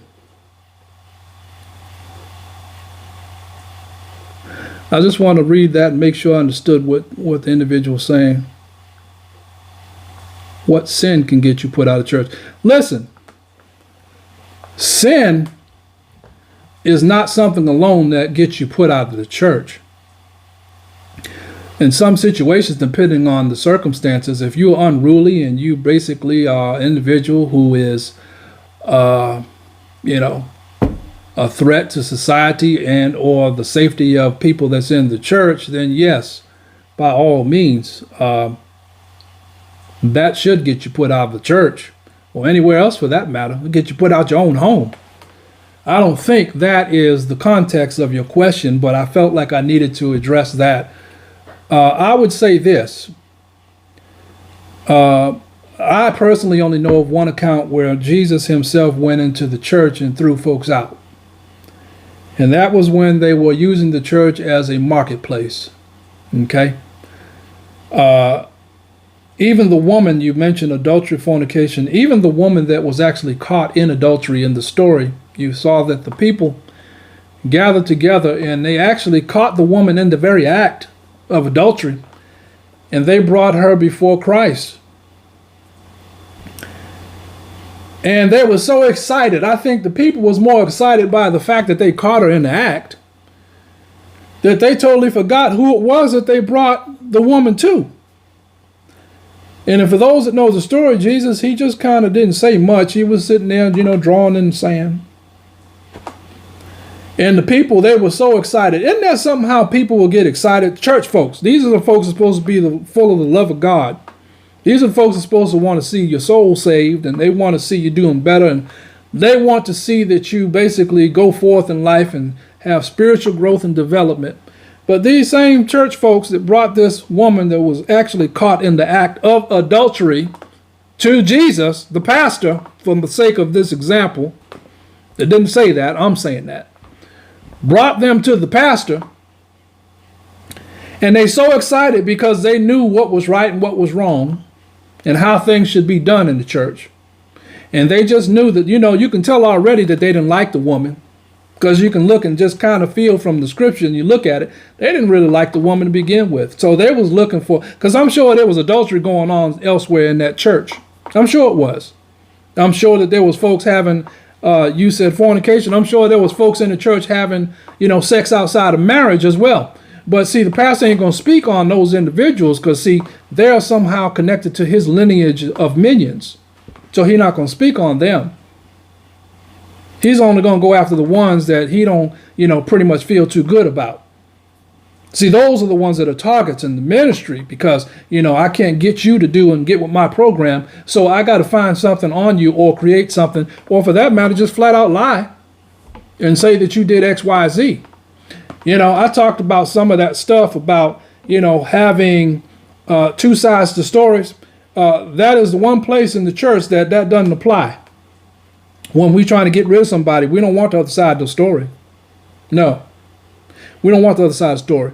But you will find that somehow certain individuals are basically, kept covered, if you will. They have a covering by the pastor. Pastor know about their sins. He know what they're doing. He know that they having sex out of marriage. He know that they've been caught having sex out of marriage. They was involved in some very uncompromising positions and or situations. And some things happened and went down in the church. And they kept it a secret. Kept it quiet. We had to spin that narrative and somehow bring it about and bring it back full circle and make it acceptable for the rest of the people. Because these are my favorites over here. They're my pets. Can't mess with those pets. Be a good little boy, good little girl, and daddy gonna take care of you. I'm gonna cover you. Bible wasn't talking about covering those multitude sins, Pastor. Wasn't talking about that. But you have a covering for those members. Certain members you cover. You know that they screwing. Been screwing. You've been part of it too.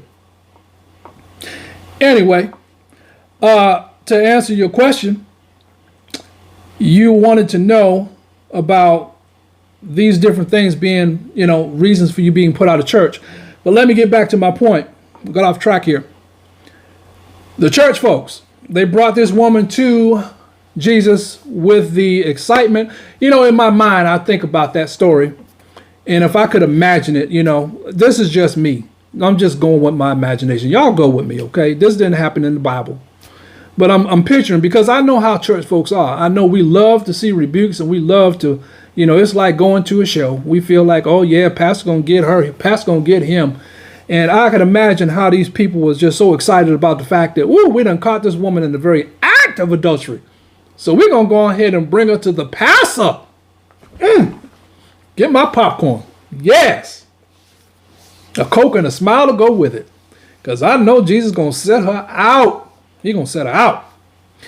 And something strange thing, and oddly enough, though, even when I look at that account, Jesus, figuratively speaking, the pastor, looking and listening to his church members bring this report, as bad as it may have been, he just sat there. He didn't say much. But what he did say was so powerful that it cleared the whole church. Cleared the whole church. They was ready to stone the woman, kill her, put her to death, because of the law, basically said that if you were caught in adultery back then, that's what they did. They stoned you. Yeah, you were killed. So they had their rocks and boulders in hand. They had their bricks. They was ready to, I'm ready to pop off. I'm ready to pop off on this joint tonight. Yeah, they was ready. Jesus, though, he sat there and he just kind of assessed the situation, knowing all the hearts and knowing that they was pretty much rejoicing in the fact that the thought of Jesus getting ready to do what he getting ready to do. Ooh, we ready. Coming with stones in hand. Strange and oddly enough, he says, ye that is without sin, ye cast the first stone. And I'm paraphrasing, but that was the gist of his message. And, you know, the strangest thing happened. Everybody started dropping bricks, rocks, pebbles, hammers, boulders. So one by one, they started to disappear. The whole church. The only person who was left there was the true pastor. The one of the Bible, the one that's basically ordained by God. And how did he handle it? He didn't put out the church, even in that situation. Didn't put out the church. He told the woman to go and sin no more. But he didn't put out the church. He didn't excommunicate her from the church. The real pastor. The one after God's own heart. Listen, Jesus Christ's ministry, everything that he did was about restoration and reconciliation. He wasn't in the business of throwing folks out the church. And then, by the way, what authority and by what power do you have as a pastor to throw anybody out of a church? God let me see that. And he told me. He said, when that happens, it's not my church. It's their church. Because nobody has the power to throw you out and put you out of my church. Whoa. You don't mean to say, God, huh? Listen to that. And it makes sense. It makes perfect sense. The only time you can be thrown out of a church is if the church belongs to the man, your pastor. That's the only time you can. That's the only time that can happen. Or if you are unruly, you are a threat to the church, somebody in there to threaten to do bodily harm or injury, then you get the law involved and you bring them in there, and that's a whole nother scenario. But we're not talking about that. I think we know what we're talking about. I think we know and intelligent enough, to know for this example I'm giving what I'm talking about. Here's to the truth. Cheers.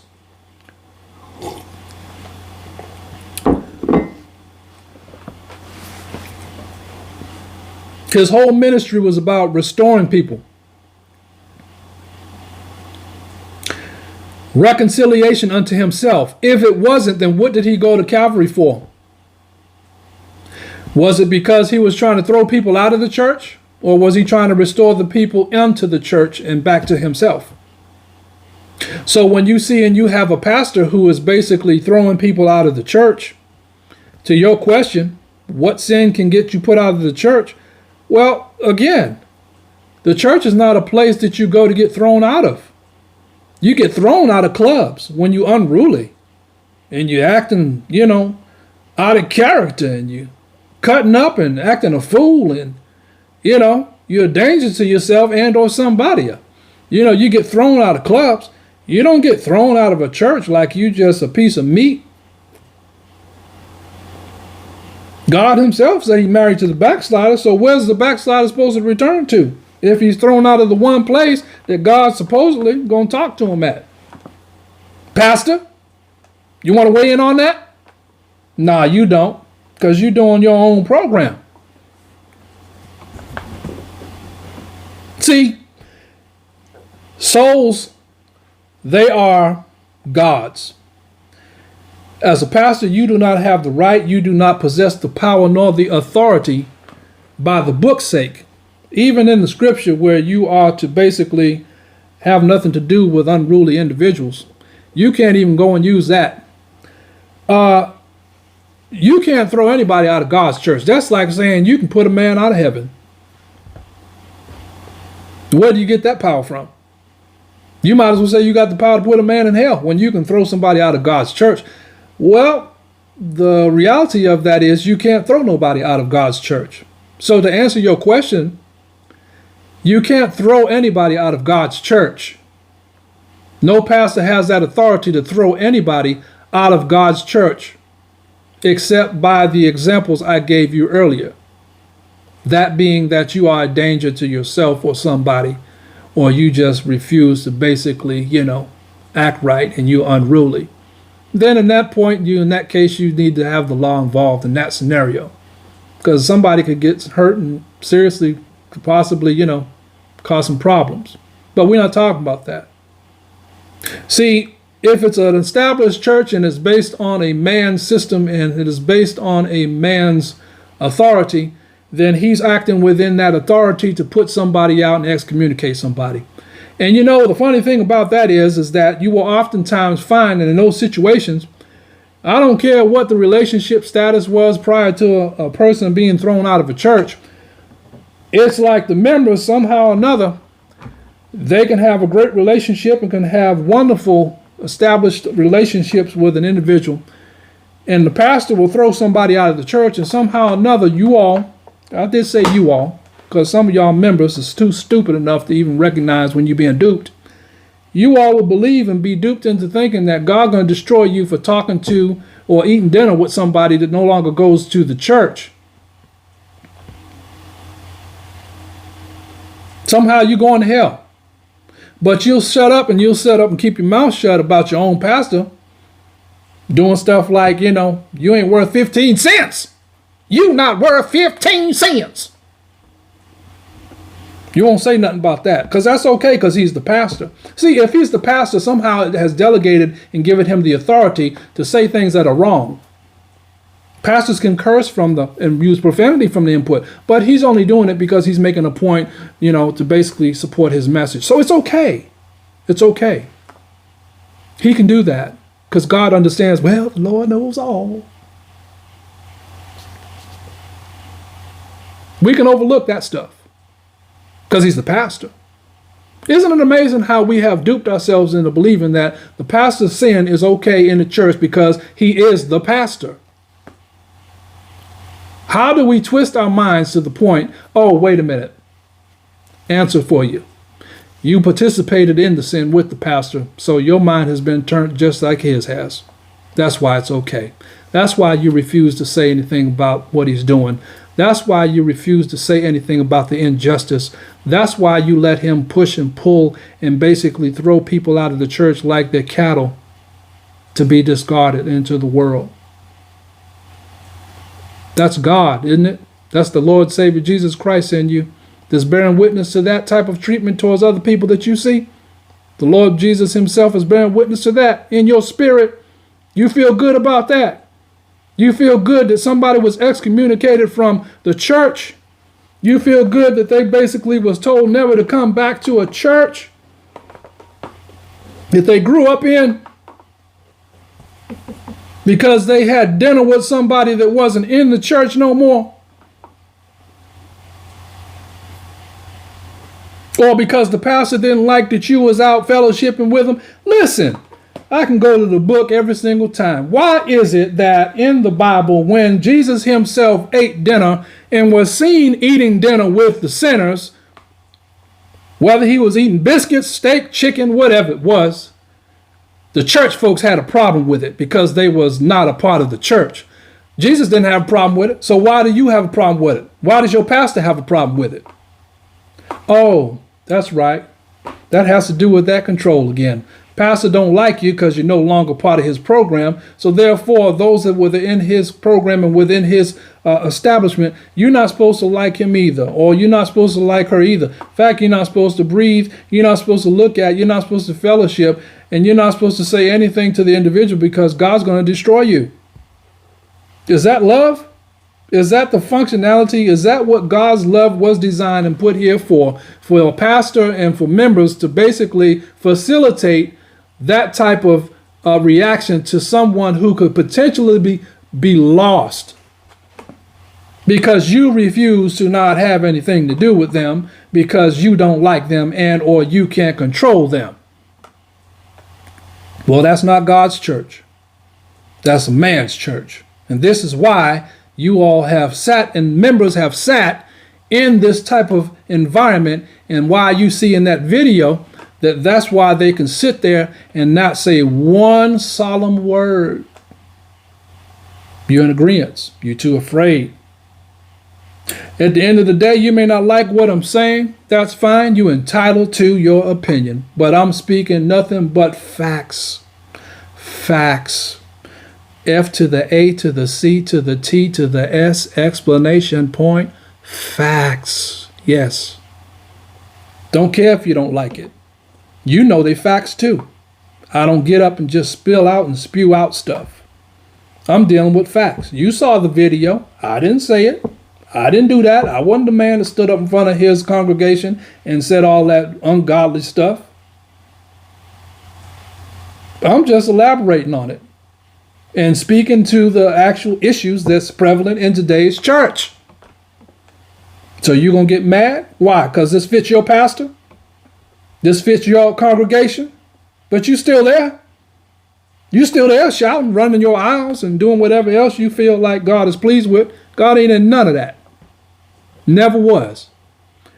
Familiar spirits has taken and has become the abode of some of these churches today. And the folks are so blind and so dumbed down that they think it is the power and the unction and the operation under God and through his son Jesus Christ is basically facilitating this program.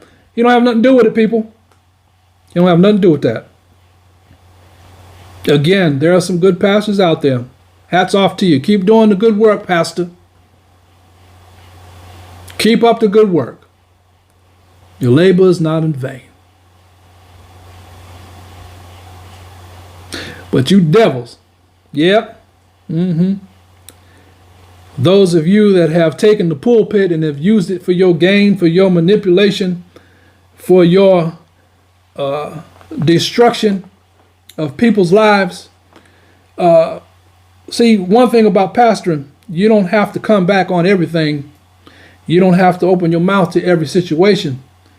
And amazingly, I know that's a fact because you don't open your mouth on some of the things that you know is wrong and some of the things that you know that people are doing wrong. You don't open your mouth and speak on those things. So I know you can control your mouth on what you want. You don't open your mouth on the things you're doing and what you've been doing. The things that you done. So you can control your mouth. That's not the problem. It's called selective sin. I select which sin I speak on and or will talk about with my people and or members. Selective sins. I'm going to make an example out of this member because I don't like him or her because they could not be controlled and they could not be grafted into the system.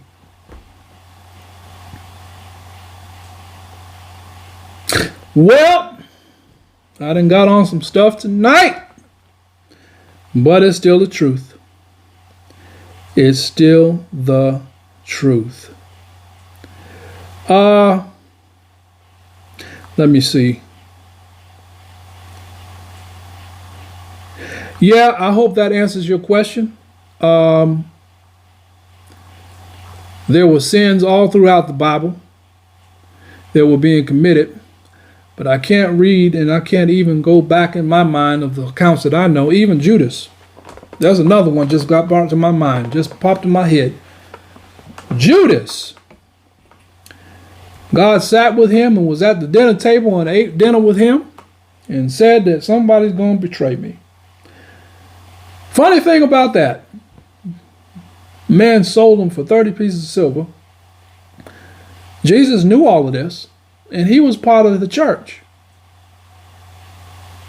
There it is again. Pastor.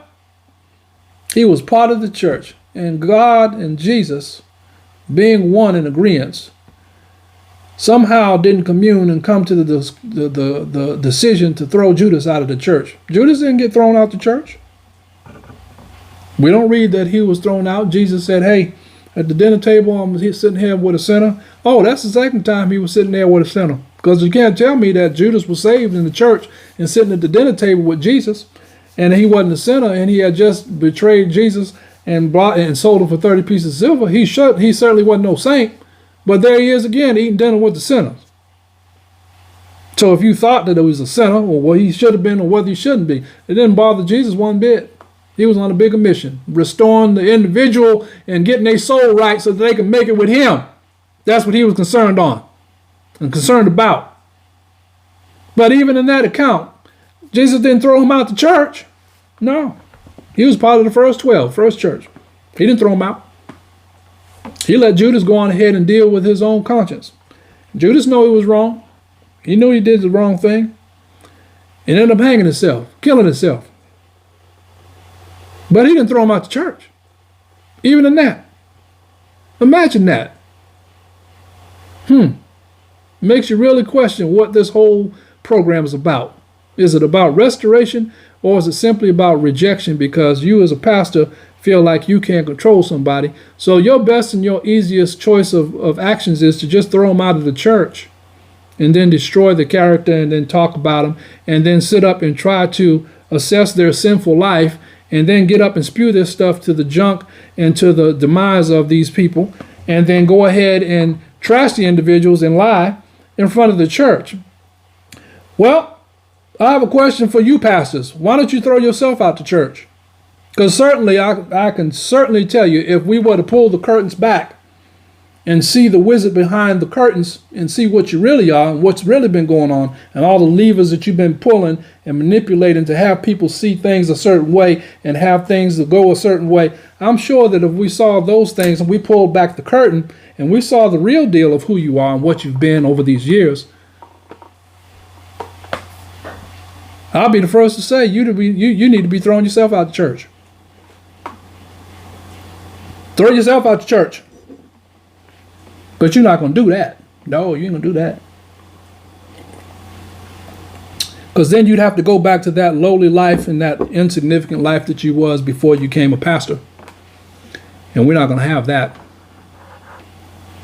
No. Anyway. Woo!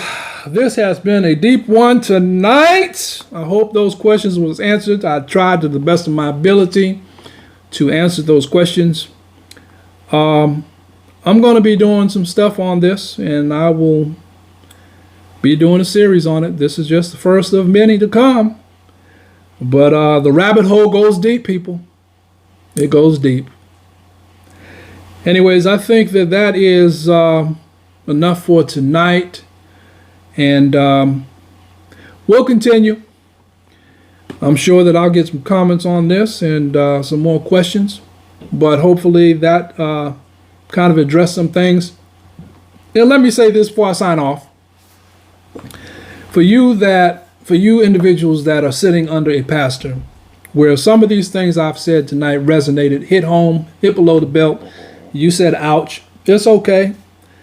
I don't charge you to the full extent. I charge you to the extent that you have a running knowledge of these things and you don't say anything. But if you came into a church and you did it with the sincerity and the love and the admiration and the respect for the system, and you put your all in all and hit the ground running, and you came into knowing and these things being revealed to you, at that point, I don't say and I don't put the finger and blame you for that. I can't in all good conscience blame you for that, because that scripture, do all things as to doing them unto the Lord, comes into play there. Because even in the unjust situation that you may see down the line, remember that you're doing all things as to doing them unto God. And if that's the case, then he will reward you accordingly, even if you're out of that stuff or in it. Don't think God is going to reward you and you're in that environment and you thinking that God is going to overstep his word and he's going to bless you in that, especially when you have a running knowledge. See, sometimes being put out of a church is God's protection.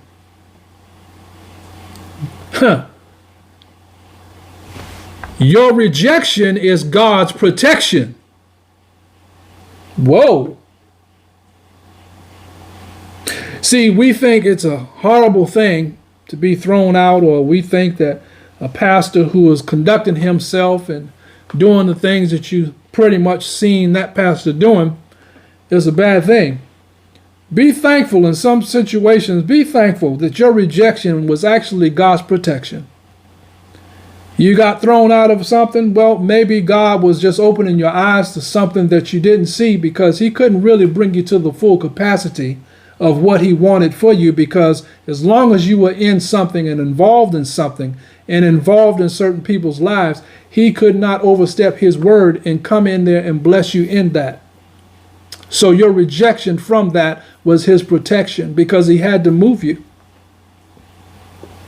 Then all of a sudden you see the flourish and the blessedness of God just unfold. And all of a sudden you start seeing things move for you. You start seeing doors opening for you. What's going on here? See, a church is only as blessed as its pastor. If the pastor is the only one in the church who's being blessed and the only one that seems to be accomplishing and or acquiring these materialistic things that you see with the eyes of the natural, you need to take a look through the eyes of the spiritual and see what's going on. It ain't always because somebody in the system is not following it. It's not always because everybody's living a devilish life. It's not always because everybody's in the church living sinful, they're not seeking the Lord. That ain't it. You'll be told that. But you got another program that's happening there. See, their rewards were coming with serving the devil too.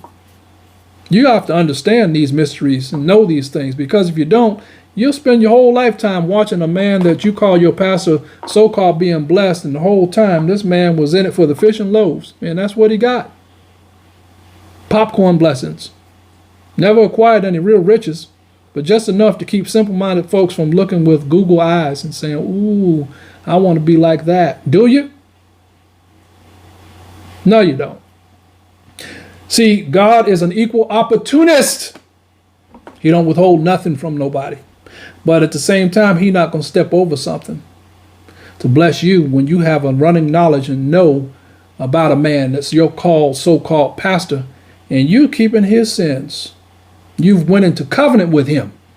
You've decided to keep his sinful nature quiet, unknown, because you feel like, well, that's not my business to say. Is it not? Or have you just become comfortable with the fact and notion that, you know what, in order for me to feel a part of an organization and to feel special and to get the pastor's attention, then I'm keeping his secrets, because with it comes popcorn blessings and privileges. You have nothing. What can you brag on? You look thrown away, destituted, and you're around here talking about with Jesus alone. No husband, no wife, but with Jesus alone. I'm going to get out of here. It's been nice. We'll continue this. I don't know what I will call this, but I'm sure whatever's showing up in that title is something interesting and got your eyes are popping and ready for you to look at this video so you can do some shopping. Yes, some will hate, but hey, you'll eventually learn to appreciate. All right, that is it. And I've come to another end of an episode. And y'all be good. And as I always say in all my videos, peace. We'll see you. Boom.